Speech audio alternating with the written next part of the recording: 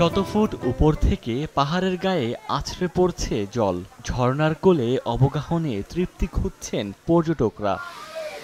রুক্ষতা কাটিয়ে বর্ষায় চেনা রূপে ফিরেছে রাঙামাটি। শুধু কাপ্তাই হ্রদ নয়, বর্ষায় যৌবন ফিরে পেয়েছে পাহাড়ের সব ঝর্ণা। প্রতিটি পাহাড় থেকে ঝরে পড়ছে স্নিগ্ধ জলধারা। সেই জলধারার টানে সুবলং ঝর্ণায় ভিড় জমাচ্ছেন ভ্রমণ পিপাসুরা। যখনই আপনার বর্ষাকাল শুরু হয়, মানে ঝর্ণাগুলো যখন পরিপূর্ণ থাকে, তখনই আমরা চলে আসি এখানে।